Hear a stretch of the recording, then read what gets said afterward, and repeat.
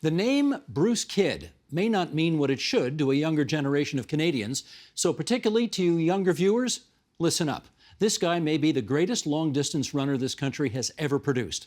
He's also dedicated himself to creating a healthier Canada and has occasionally ruffled feathers to do so. He calls himself a jock raker rather than a muckraker, but you get the idea. His new memoir is now out. It's called A Runner's Journey.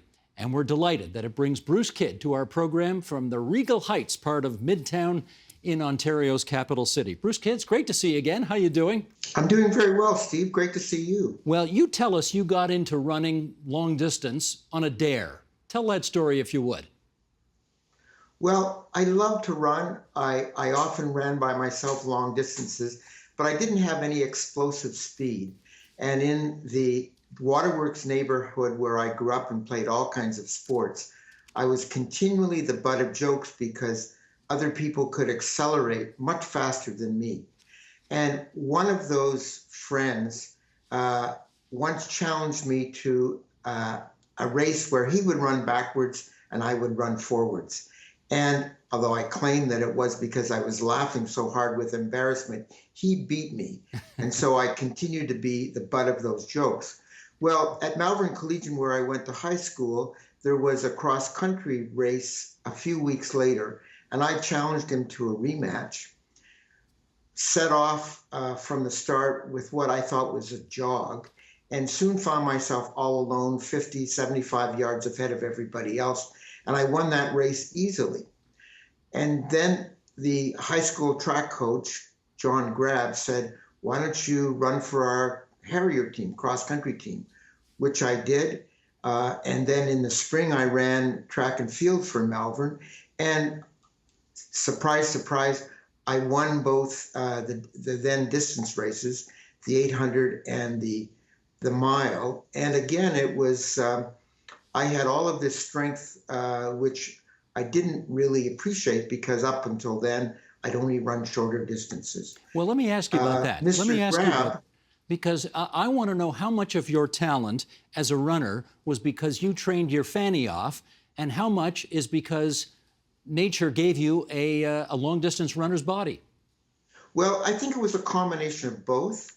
I've always had very high VO2 uptake ratings, but then again, I ran long distances back and forth from school, back and forth to the various parks all my life. And then when I took up running, I always prided myself on training harder than anybody else, adding in extra workouts. So during my running heyday, I could line up on any starting line and say I was as strong or stronger than anybody else in that race. So I think I had a natural adaptation, but I also trained like crazy. I'm going to remind you that I think it was 60 years ago this year that you were chosen Canada's Athlete of the Year. And you beat out some pretty well-known people. Boom Boom Jeffrion, who scored 50 goals that year, and the Grey Cup champion quarterback Bernie Filoni. What did it mean to you to beat those guys out and be considered this country's best athlete that year? Well, it gave me tremendous pride and satisfaction, and it forced me to adjust to being a public figure in a way I had always probably dreamed of, but never expected.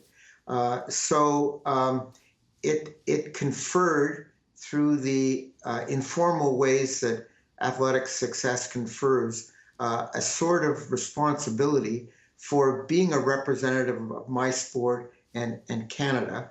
And in the communities that I was part of, that meant being responsible for both the best of the sport and the worst of the sport, and trying to fix the worst. And that began what I call the second part of my journey, but it was really a lifelong journey, learning to speak out against racism and injustice, and to represent the best of Canadian sport and Canadian society.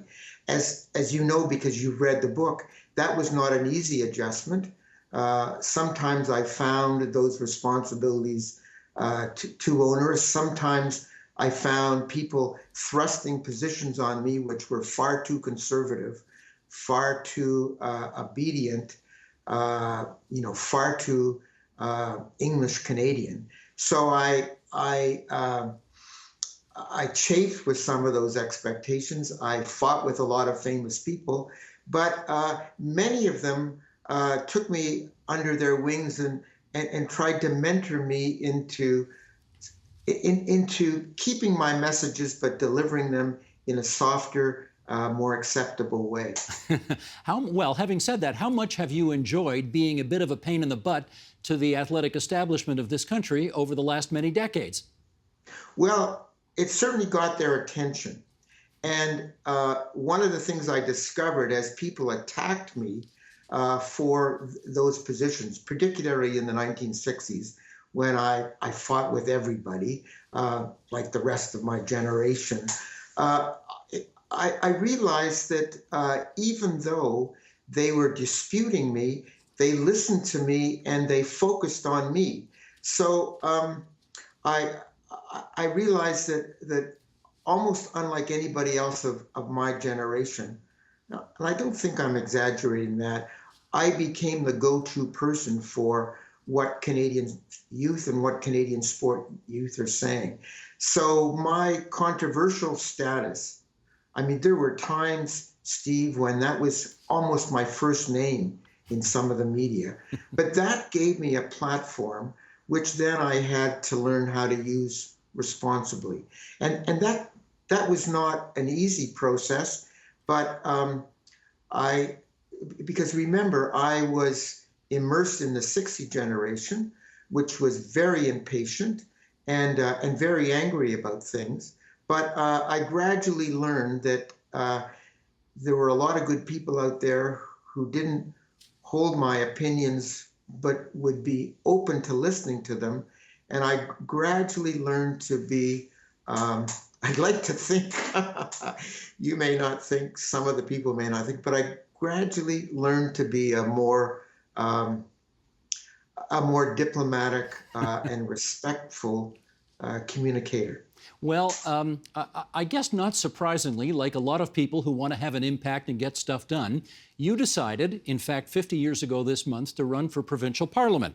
And you ran for the NDP and had the misfortune of running into a new 41-year-old premier by the name of Bill Davis, and you did not win the seat that you sought.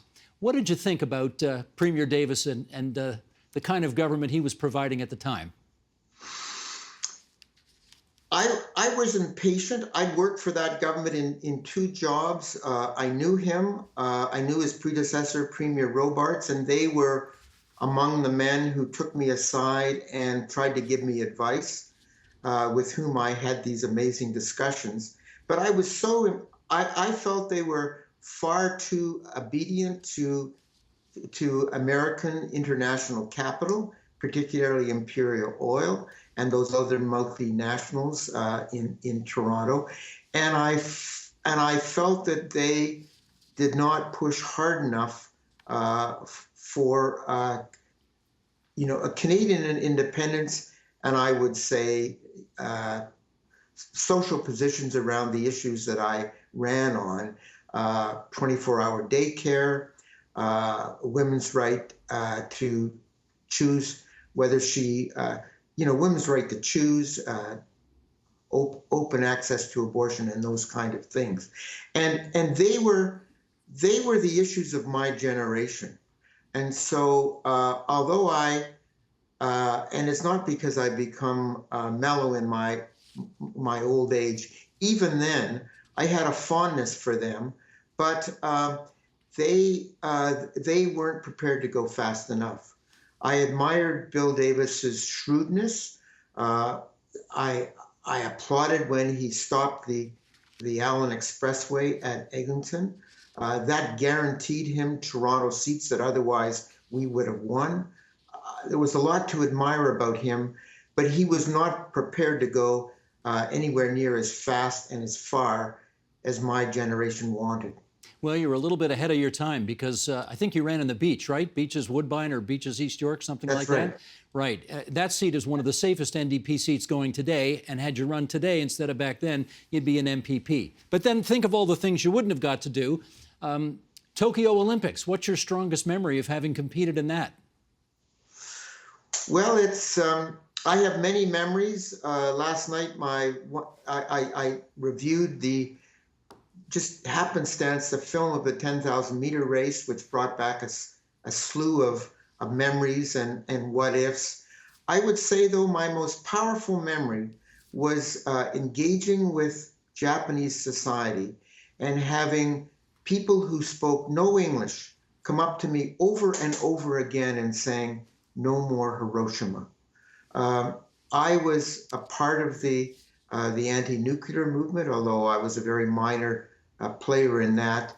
But the emotion and the power of those personal testimonies, not only in Tokyo but all over Japan, had probably the most powerful effect on me. It taught me that the Olympics are not just a sports event, but they're an intercultural event. They're interconnected with the political agendas of the entire world and the hopes for a better world of the entire world. And I always had an idealistic vision of the Olympic movement, but Tokyo taught me that that's not just idealism, or my idealism is shared by people in many other countries which are quite different from my own. Let me ask a couple of more Olympic follow-ups, starting with Montreal, of course, hosted the Olympic Games in 1976, so there was a possibility that you'd be able to compete at an Olympic Games on your home soil, and it didn't happen. How come you didn't qualify, and how disappointed were you that you didn't get to participate in those games?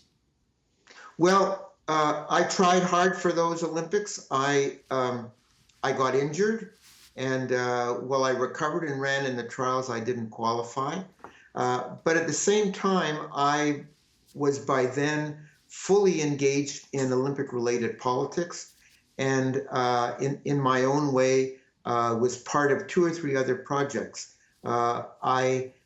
For a combination of reasons, which I outline in more detail in the book, I helped create a coalition of athletes and artists to ensure a respectable cultural festival at Montreal in the Olympic tradition, and helped produce a series of Canadian art posters, which was distributed to athletes and coaches from around the world. And I helped produce a play about Canadian athletes in the Olympic sports, which was staged as part of the Arts and Culture Festival, and then in the Olympic Village in a special theater for the athletes of the world. And that was an extraordinary high as well.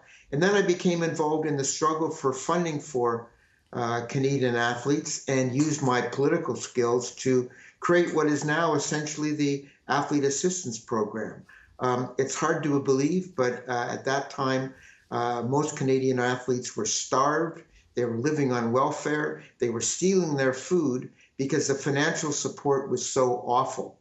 And Abby Hoffman, Chris Prayer-Bashinsky, Nancy Thompson, and others, and I created a coalition like an embryonic trade union to demand the proper funding of those Canadian athletes. At one point, we said that if our demands were not met, we would go on strike and not compete in Montreal. And that strike threat immediately brought us the financial support that we needed. So in addition to training and trying to run, I was involved in several other highly emotionally charged Olympic projects. So overall, my disappointment on the running side was overcome or assuaged by some of our successes on the political and the organizing side. Well, speaking of political, here's a political question for you. Given our relationship with China these days, should we send our athletes to participate in the Beijing Olympics? I think Canadian athletes should compete in Beijing as they want to, but I think they should go with their eyes open, fully informed about the issues, with the right to speak out about them as they choose, and in discussion with other athletes in the Olympic Village and with their Chinese hosts. The overarching aspiration of the Olympic movement has been to bring people together under the auspices of sport and culture to learn about each other and try to develop peaceful ways of resolving world questions. That can't happen in 4 weeks, but that dialogue should occur in Beijing and should be protected. Canadian athletes are as horrified as I am about the genocide in West China, about the repression in Hong Kong, about the threats to Taiwan, and so on. But they don't want to be the only ones who are symbolically withdrawing from China when Canadian trade with China is at record highs, when Canadian universities are accepting high numbers of Chinese students, and. If there was a countrywide effort to end relations with China, that would be another story, but that's not happening. So I think they should go and they should use the dome of the Olympic Village and the Olympic precincts to share their concerns with the Chinese they come in contact with. It's going to be difficult because COVID is going to restrict what happens in Beijing. We now know that the only spectators will be Chinese, domestic Chinese. So there will be limits to the World Village that was originally envisioned by the founders and is of course what happens most of the time. But they should go, race hard, but also use this as an opportunity to tell their Chinese hosts what they think about what is happening in their country, and to learn from those Chinese their very different perspective on those questions. I've been to China. I've had these discussions. They listen to me. they listen politely, and then they say they disagree, and then they tell me about their perspective on human rights. And I think that's part of the dialogue that we need to have as a world. Understood. I want to ask one final question, and that is, you have spent an awfully long time in your life trying to make Canadians healthier, mostly through your perch at the University of Toronto and starting with young people. And I just wonder, as you look back on what you've been able to achieve, how much success do you think you've had making our population in general healthier? Well, Steve, it's a very mixed story. Among the upper middle class, the middle class, privileged communities, I think everyone understands that. I think that everyone in the country understands that physical activity is inextricably linked to ongoing health, to resilience, to mental health, and so on. I think through all of the efforts that have been made over the last 50 years, that lesson has been clearly learned. But there are so many barriers to daily physical activity that most of the population encounter. There's so many barriers right now as a result of COVID, the closing of facilities, the suspension of physical education in the schools, that make that very, very difficult. So I'm not worried about the message being out there, but I'm worried about the realization. 18 months ago, we hoped that in addressing COVID, we would build back better. I'm getting discouraged about that. I don't see any real effort to increase everyday opportunities for most people in physical activity. Some heartwarming, brilliant, isolated examples, but not across the board.